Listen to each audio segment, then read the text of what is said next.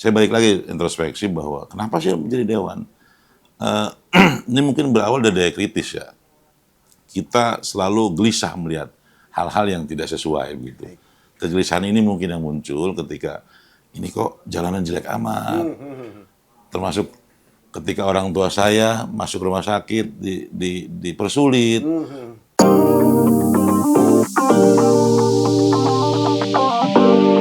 Halo Sobat Tribun Bekasi, saat ini saya Yoga, jurnalis Tribun Bekasi, ada di gedung Dewan Perwakilan Rakyat Kabupaten Bekasi. Kita akan bincang-bincang dengan Ketua Komisi 1 DPRD Kabupaten Bekasi.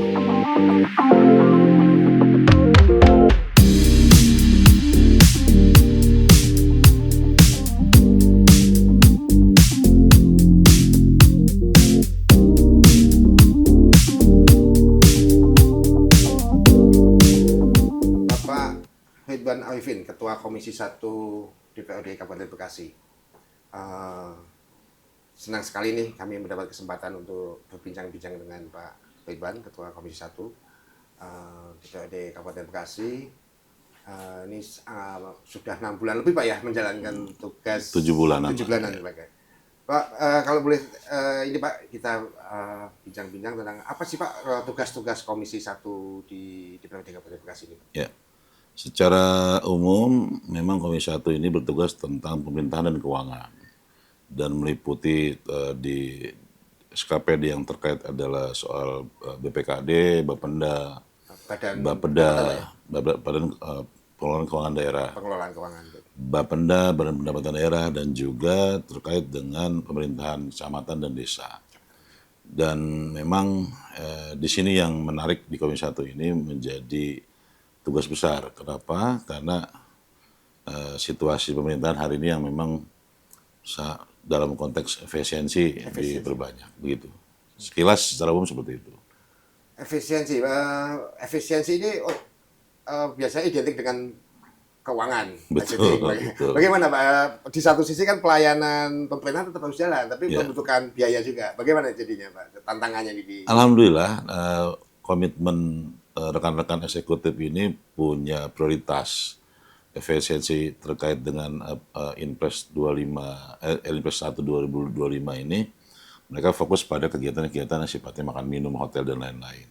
Dan hasilnya pun lumayan bagus, tapi untuk pelayanan prioritas tidak terganggu. Prinsip itu. Oke, jadi yang katakanlah ya tadi ya kegiatan-kegiatan yang kesehatan, pendidikan itu tidak terganggu, tapi makan minum, diklat, perjalanan dinas, segala macam itu yang dikurangi. Jadi lebih fokus untuk pelayanan kepada masyarakat. Betul. Tentang tadi Bapak singgung tentang pemerintahan desa. Betul. Di tahun-tahun dalam waktu dekat ini kan di Kabupaten Bekasi akan ada Pilkades, pemilihan kepala desa. Betul. Banyak yang bilang di Pilkades itu juga politik uangnya tinggi, Pak. Calon-calon kepala desa itu bisa kasih amplop kepada pemilihnya itu gila-gilaan, Pak. Bagaimana Pak Ketua ini melihat ini? Money politik memang bisa dikatakan itu dimulai zaman Pilkades. Karena satu secara geopolitiknya juga berbeda, lebih berdekatan begitu, meyakinkan orang-orang di tingkat desa itu karena berdekatan satu RT satu RW, mereka mungkin alternatif uang itu menjadi pilihan. Yang kedua, lingkupnya kecil gitu. Ini memang menjadi persoalan di Bekasi atau mungkin di beberapa daerah juga, semua wilayah. Nah, tidak bosan-bosan kita memberikan masukan. Di 2026 nanti itu 154 yang mengadakan Pilkades. Desa. 154 desa. Dan kita juga memberikan masukan kepada teman-teman di dinas desa. Yang pertama adalah untuk para calon tidak diberi ruang mengeluarkan uang banyak begitu. Karena logika sinkronnya adalah ketika orang boleh nyalon kepala desa mengeluarkan uang banyak, dia kan berpikir harus diganti dong. Bagaimana kembali? Repotnya nanti ngegantinya pakai duit ADD atau DAD. Nah ini yang kita minimalisir. Kita memberikan masukan ke teman-teman eksekutif supaya kita baik itu pemantauan, edukasi dan lain-lain, tapi maksimal dibantulah untuk operasional Pilkades ini dari APBD Kabupaten Bekasi supaya itu tidak menjadi potensi baru. Potensi untuk bisa membuka ruang money politik di tingkatan pilkades gitu. Nah, kalau saat ini Pak, kondisi desa-desa di Kabupaten Bekasi kan ada yang katakanlah ya sudah maju, secara Betul. perekonomian sudah maju, ada yang belum maju. Bagaimana kalau di Komisi 1 melihat dan apa yang sebaiknya dilakukan oleh eksekutif? Berdasarkan data yang kami terima, memang di Kabupaten Bekasi sudah sekitar 54 desa mandiri. Nah, ada desa kategori desa mandiri, desa maju, dan desa harapan. Memang faktanya adalah bahwa di Kabupaten Bekasi ada desa yang kalau tidak diperbaiki hari tahun ini akan masuk desa tertinggal di Desa Jatireja di Pebayuran. Kami support itu, ada beberapa kepala keluarga sekitar 114 yang memang dalam konteks DTKS-nya menurun. Nah, kita lagi genjot nih supaya tahun ini mereka diberikan bantuan pelatihan edukasi supaya masuk pada keluarga harapan begitu. Ketika masuk keluarga harapan, makanya satu desanya akan beralih ke desa maju. Nah, sebelum ke desa mandiri. Nah, kita berharap tahun 2027 ini 90% desa mandiri di Kabupaten Bekasi. Masalah utamanya apa Pak kalau ada tadi yang dikatakan desa-desa katakanlah yang tadi perlu sentuhan ini? Yang paling terlihat di depan mata adalah akses kekuasaan. Mereka terpencil, Oh, terpencil. terus akses kekuasaan ini artinya adalah masyarakat tersebut agak sulit untuk memberikan masukan. Kebetulan ini dapil saya nih di Pebayuran. Oh, ya, baik. Makanya saya kemarin 1-2 bulan ini konsen di Jatireja, minta tolong ke teman-teman Karang Taruna, apapun yang menjadi masalah, sampaikan ke kepala desa, sampaikan ke camat, bahkan saya tanam kader di sana. Supaya targetnya adalah jangan sampai nanti 2025 nggak naik, 2026 nanti jadi desa tertinggal. Nah ini kan jadi momok buat Bekasi di nasional gitu. Tadi salah satu usulannya adalah memberikan akses tadi, Pak.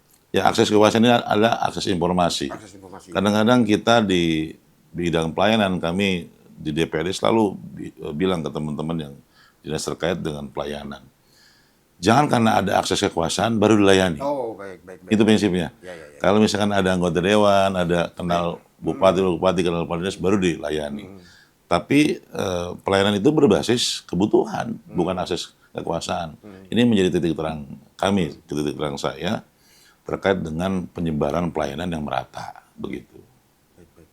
Apakah kalau di sana itu kebanyakan apa sih Pak? Petani atau? Pertanian Pertanian. di Pebayuran. Artinya secara ekonomi sebetulnya mampu memiliki ada potensi. Memang dari latar belakang ini quote and quote ya, ada yang bangkrut, ada dulunya orang situ punya lahan, punya orang tua yang cukup, tapi dengan situasi apa nggak tahu, tinggal di bantaran sungai, beratap tenda saja, gitu. Tapi pelan-pelan kita perbaiki. Baik. Terus mereka penghasilannya cuma di bawah 100.000 per bulan, makan pun dibantu sama tetangga gitu. Ini kan kita perbaiki karena latar belakang yang memang tidak teknis sebenarnya, tapi banyak sekitar 114 kepala keluarga. Ini kita tidak bisa salahkan ya kalau soal latar belakang. Cuman ini fakta sudah ada di lapangan. Karena kan misalkan gini, ketika orang dulu mapan, punya penghasilan, tiba-tiba bangkrut misalkan. Ini kan menjadi bagian data indikator mereka keluarga miskin kan gitu. Dengan latar belakang, maaf, keturunannya kurang berkarya, atau nggak punya warisan, atau misalkan nggak punya skill atau apapun itu menjadi bagian dari indikator bisa dikatakan keluarga harapan atau keluarga miskin. Catatan lain Pak, kalau dari Komisi 1 untuk kebetulan ini kan juga eksekutif atau Pemkab Bekasi kan juga mulainya dengan eksekutif ini nggak jauh beda lah ya, cuma sekian bulan.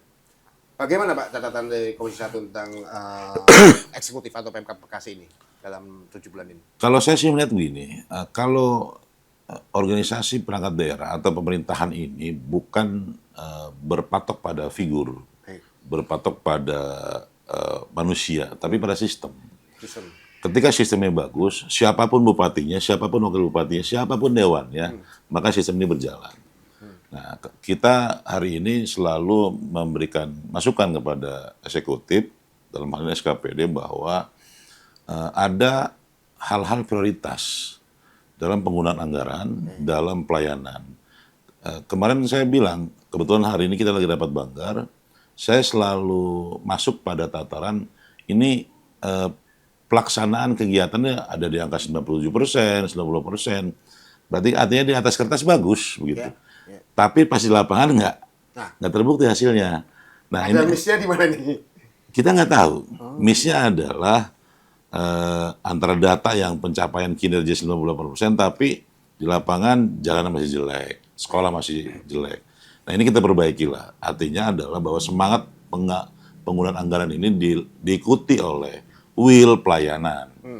Nah, mau bupati siapa, nanti nggak ada alasan, oh bupati berdua bulan, itu nggak ada, karena ini sistem yang berjalan. Baik. Dan kami pun di BPKAD, di Bapenda, di perencanaan, Pak tolong, apa yang menjadi pusat konsentrasi kita, prioritas pembangunan di Kabupaten Bekasi, itu dilakukan. Kalau pencapaian kinerja cipta karya misalkan, itu 99%, tapi kondisi sekolah masih rusak, itu berarti kan ada masalah. Jangan ada yang ini, kalau istilahnya dulu asal Bapak senang. Itu terlalu inilah ya. Oh, gitu ya. Enggak, bukan asal Bapak senang, asal data senang gitu. Asal orang yang baca senang. Karena kita kan memang lahir dari masyarakat, memang lahir dari wilayah, memang lahir dari dapil. Kita tahu persis gitu. Makanya hal ini yang kita informasikan bahwa pencapaian kinerja ini bukan cuma di atas kertas, tapi di atas fakta di lapangan gitu. Baik. Salah satu isu ini Pak yang sedang hangat di Pemkab Bekasi kan ya mungkin Pemkab lain. Setelah penetapan bupati dan wakil bupati adalah isu mutasi atau pergantian kepala dinas gitu ya. Pak Iqbal sebagai Dewan sebagai legislatif kan juga melihatnya nih. Bagaimana ini melihatnya Pak? Secara khusus saya tanya ke Kepala BKD waktu itu dan memang Kepegawaian. ya memang ada informasi, tapi dibatasi oleh Permendagri 6 bulan setelah pelantikan baru boleh. Nama-nama sudah ada, saya tanya apakah ada jalur Jovit? Ada. Saya berpesan ke beliau, Pak, tolong kita sudah capek dengan kegaduhan. Hal-hal yang baik pun itu tidak lama dan tidak merugikan. Nah, lakukan aja situ. Jovitnya dilakukan, anjabnya dilakukan, dan kalaupun misalkan ada tes-tes yang lain silakan aja. Pola merit sistemnya juga dilakukan. Ini kan memang sudah diatur dalam peraturan apapun. SOTK-nya jalan supaya nanti ketika orang itu menjabat bukan lagi pusing perusahaan-perusahaan gugatan gitu. Lu dilantik langsung kerja gitu.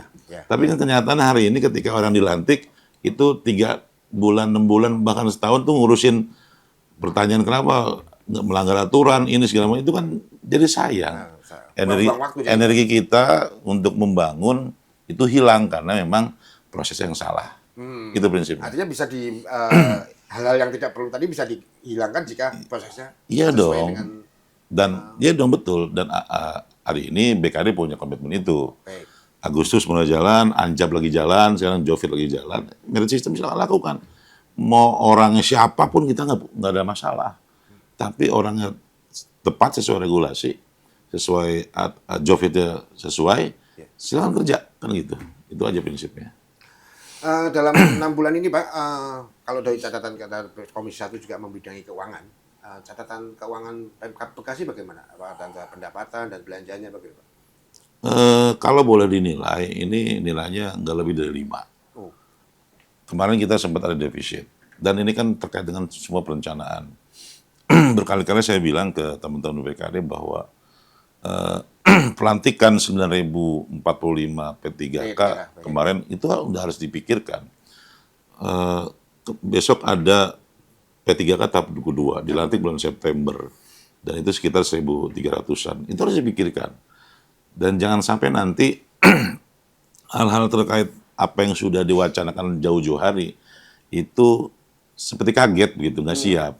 Nah makanya perencanaan keuangan itu harus matang. Terus yang kedua soal penggunaan anggaran. Kenapa sih ada silpa? Silpa itu kan ternyata yang hasil dari diskusi kami itu ada di kekosongan jabatan. Sehingga tidak bisa digunakan. Tidak bisa digunakan. Padahal kan silpa itu bukan positif, juga bukan negatif, Ya, kan ya, gitu. Ada kalau bahasa di teman-teman, lu ngabisin duit aja nggak bisa. Gimana mau nyari kan gitu.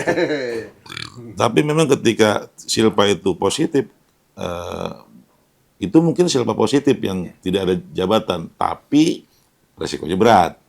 Silpa positif misalkan, nggak usah ke hotel lah, kita ngediskusi di kantor, itu silpa positif. Nah itu bukan hal yang kita agung-agungkan, walaupun hari ini Bekasi dapat predikat WTP, wajar tanpa pengecualian. Tapi balik lagi persoalan fakta tadi bahwa masih banyak pelayanan yang kurang maksimal. Itu kan menjadi bagian dari penganggaran kita yang lemah juga. Ada dinas yang butuh, sangat butuh prioritas, ada dinas yang tapi tidak dilihat. Artinya kalau perencanaannya baik itu pasti akan kepake ya uang anggaran itu, Pak. Saya selalu bilang, ketika Anda gagal merencanakan, Anda sedang merencanakan kegagalan, kan gitu. Nah ini kan hal-hal kita, kebetulan Bapeda ada di Komisi 1. Ya. Nah, kita selalu diskusi, BPKD, Bapeda, BKD, dan teman-teman yang lain, ini harus ada sinkronisasi. Dan saya sebel ketika ada bahasa, wah saya belum tahu, belum ada informasi dinas anu. Anda berkantor satu komplek, deket-deketan, handphone nyala, dikasih tunjangan telekomunikasi, tapi telepon susah kan, ada yang aneh di situ. Kabupaten Bekasi mestinya mengalami kendala geografis, Pak ya, bukan di pulau yang kecuali Provinsi Papua Tengah, gitu ya, ada kendala-kendala. jalan jauh, sinyal jelek. Nah ini kan hal-hal yang kita perbaiki, termasuk PTSP kemarin. Pak, tolong bantu di Snaker supaya tingkat pengangguran kita kecil. Bantu dari apa? Bapak bilang investasi tahun 2025 itu sekitar 81 triliun kenaikannya. Tapi tidak dibarengi dengan jumlah menurunnya jumlah pengangguran. Kan itu aneh. Ada yang investasi 81 triliun, itu orang dari mana? Terus PAD kita dalam konteks retribusi PBG itu kecil kan gitu.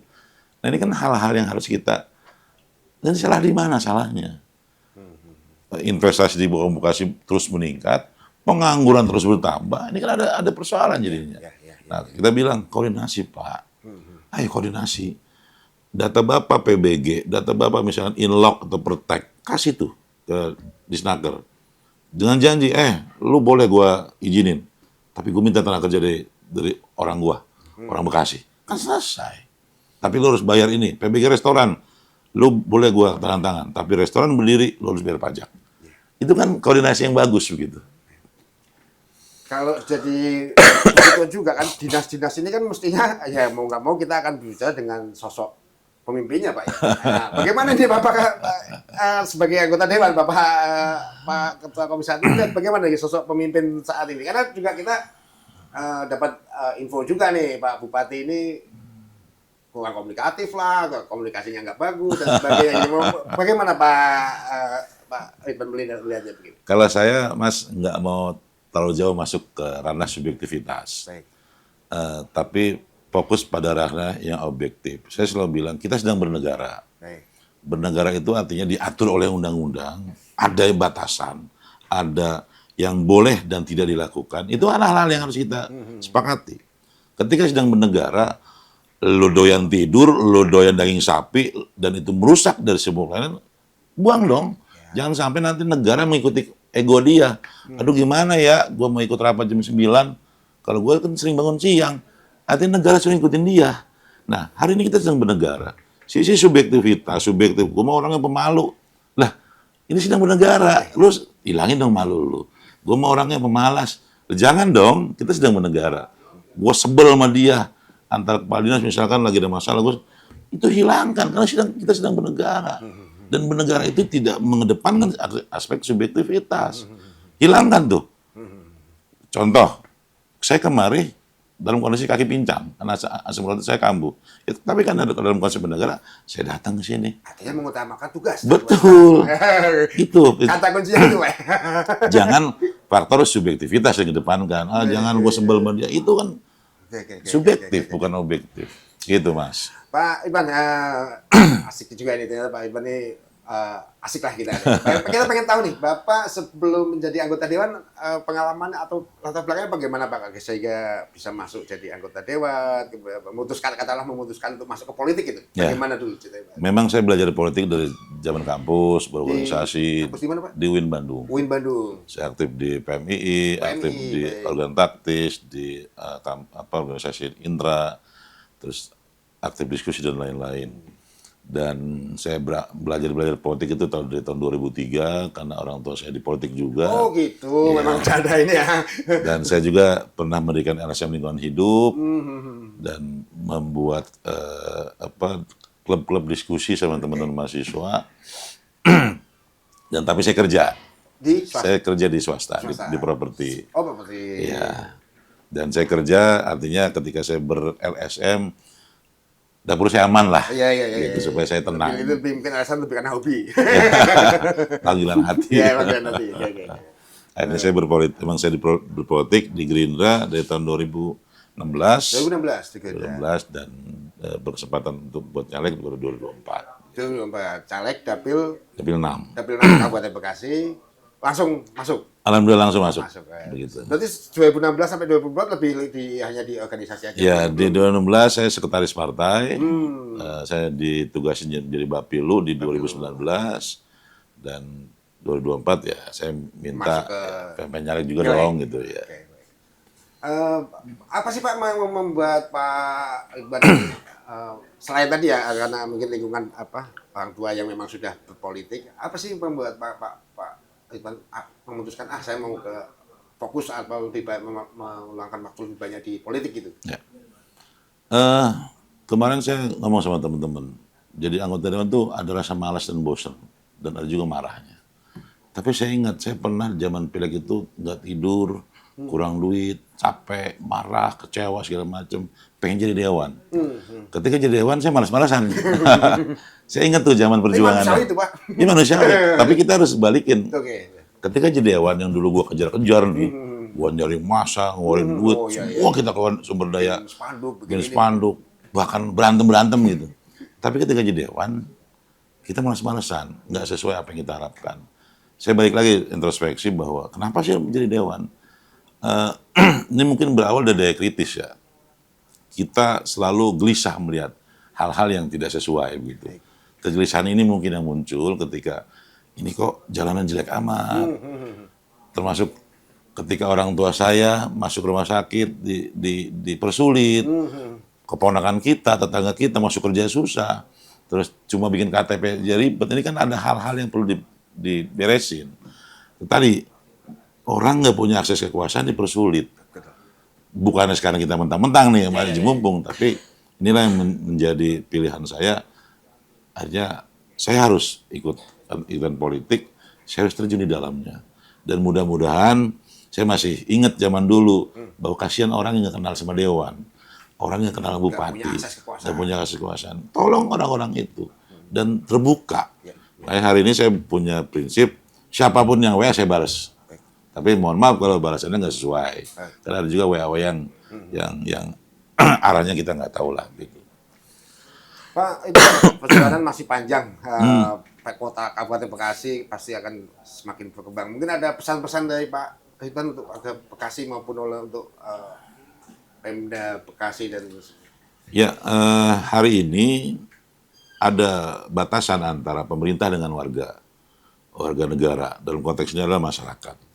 Hari ini ada pemerintahan Kabupaten Bekasi yang isinya eksekutif dan legislatif. Ada juga warga masyarakat. Masing-masing punya peran, masing-masing punya wilayah kerja. Dan hari ini buat eksekutif pemerintahan, baik itu eksekutif maupun legislatif, kita sedang bernegara, lakukan langkah-langkah yang sesuai aturan. Itu satu. Yang kedua, ingat bahwa keberadaan kita di sini itu ada amanatnya. Apa amanatnya? Itu pasti tertuang. Tupoksi anggota dewan adalah 1, 2, 3, 4. Tupoksi bupati banyak, tupoksi kepades banyak. Dan warga negara pun sama. Jangan bosan-bosan ngasih masukan. Baik. Karena mata kami cuma 2, terbatas. Betul. Tapi ketika masyarakat itu tersebar di semua wilayah, dan jangan bosan-bosan untuk memberikan masukan bahwa Pak ini kurang beres. Ini jalan kami kurang licin atau masih jelek. Ini ada warga yang misalkan butuh bantuan yang belum tertangani oleh BPJS dan lain-lain. Ada rumah yang rubuh, itu silakan aja. Dan juga jangan pasif begitu. Ini warganya pasif, pemerintahnya cuek. Jadilah tuh barang. Nggak maju-maju. Daerah kita nggak maju-maju. Padahal potensinya Kabupaten Bekasi Luar biasa. Di luar Kabupaten Bekasi katanya industri inilah segala macam. Itu omong kosong. Saya bilang beberapa kali di forum rapat, sebangkit apapun Kabupaten Bekasi, semaju apapun Kabupaten Bekasi, sesejahtera apapun Kabupaten Bekasi, ketika masih kedengeran jalan jelek, itu runtuh. Masih ada orang yang tidak tertangani kesehatannya, itu pasti runtuh. Pasarnya masih jelek, itu runtuh. Apalagi di pinggir jalannya masih banyak sampah, itu runtuh. Semaju apapun, sebangkit apapun, sesejahtera apapun, itu slogan atau orang Bekasi. Tapi kalau nanganin sampah aja kita nggak beres-beres, itu runtuh slogan itu. Itu konsepnya Pak. Nah, pelan-pelan kita beresin. Saya selalu bilang ke teman-teman, tahun 2007 saya pernah bilang, Bekasi Belatak, Bekasi Rungsep, Bekasi Cembetrek, Bekasi Acakadut, Bekasi Ngelekeb. Saya bilang kepada SLH waktu itu, kenapa 2007 saya bikin kaos, masih terjadi tahun 2005. Kemana aja teman-teman? Dari saya umur 27 tahun, sekarang umur 45 itu masih terjadi. 18 tahun. Ini kenapa masih seperti itu? Artinya kan, kalau bisa masalah di Bekasi selesai. Dan saya simpulkan hari ini, karena koordinasi antara SKPD itu lemah. Itu aja. Entah, kita ngerti lah. Saya nggak mau bicara yang subjektif lah. Nanti kita tanya ke ahlinya. Itu kan subjektif. Iya. Objektif aja, silakan koordinasi yang baik. Itu aja selesai. Toh masih seragamnya sama kok, komplek masih sama, kok susah banget koordinasi. Baik, terima kasih Pak Ridwan Aidin, Pak Ketua Komisi 1. Sampai jumpa lagi bersama podcast kami bersama anggota-anggota Dewan yang lain. Terima kasih. Siap. Download Tribun X sekarang. Menghadirkan lokal menjadi Indonesia.